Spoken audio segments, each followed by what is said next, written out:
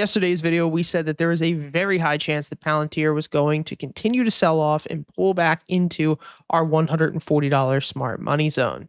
Now, this happened almost to perfection. Price actually continued to sell off as we expected, but came down to about $142 and not quite the $140 support level that we were initially looking at. Now, my goal in this video is to go over if I think we're going to come back down into this level or if this was the actual bottom. Now, the first thing that I want to go over is this ATR trailing stop loss that you're going to see on your screen. It's this very thin dotted line here that acts as a trailing stop loss that I use within my trading community.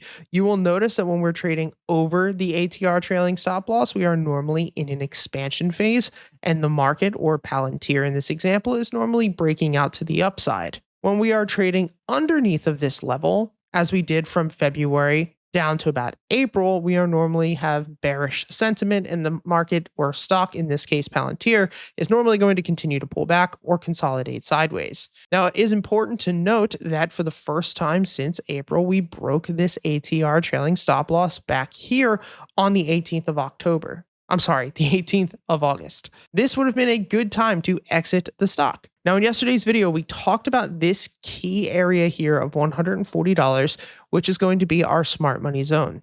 The reason that that is our smart money zone is because if we take a Fibonacci retracement from swing low to swing high, that is going to be our 0.786 to 0.826 level. Essentially, that is an 80% pullback, not on the actual asset, but 80% from that low to that high. And that is normally going to be where institutions step in to save broader market structure, if they step in. Now, the other reason that we thought that this was going to continue to sell off is because there was not a lot of volume on the volume profile to the right side of your screen.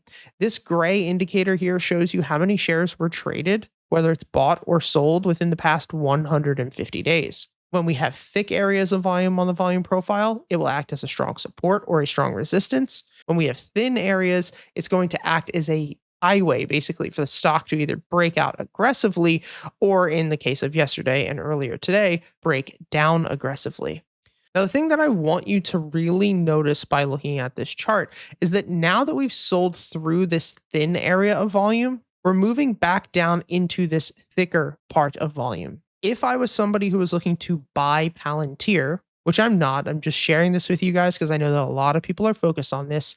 This is the main area that I would really be focusing on. That means that there's still a potential 10% to 20% downside. Now, where things will get really worrisome if this happens, obviously we have no idea yet, is if this support of $120 breaks. Because as we said, thick areas of volume, strong support. Thin areas of volume, no support. And so much like a Jenga tower, if those supports start to break, the entire thing will topple down. Now, the same way that we drew and found our smart money zone yesterday, short term, we can do the same thing looking at this from a longer term perspective by taking our Fibonacci from that low of April and bringing it up to the most recent high. You will notice that if we do that, this broader smart money zone is seated right here between $87 and $90. Now, the thing to remember with smart money zones is that the bigger the smart money zone, the bigger Fibonacci that we draw from,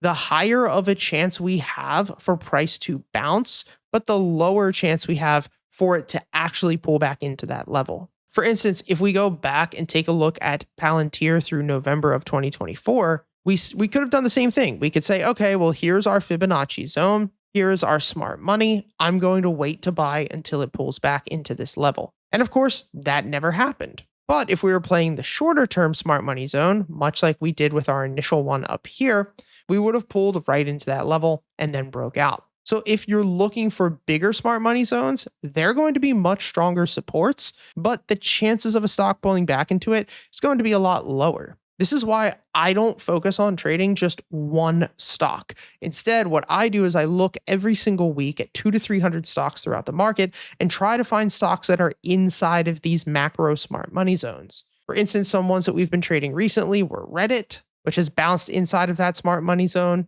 AMD, which bounced inside of that smart money zone, Robinhood, which bounced inside of that smart money zone, and so on. When I'm taking a position in a stock, I need a significant discount in order to be a buyer, not just a small one. So the chances of me personally buying Palantir are pretty damn low. It would have to pull back down to $90 in order for me to do that. Of course, that's not impossible, but it's definitely improbable. If I was somebody who was looking to dip buy this short term, I'd be looking at the 140s. And here's the thing, if we can actually break over $160, the chance to fill that upside gap to 170 and 180 is pretty high. Now, the last thing I want to talk about is zooming out to the weekly chart. I want you to focus now on the BX trender, which is this buy sell indicator at the bottom of your screen. When the BX trender is red, it is not a time to short the market or short Palantir, but it is a pretty good indication that the stock is not going to move up, or at least move up aggressively, for at least a couple of weeks. So if it ends up flipping red this week or next week, that could definitely be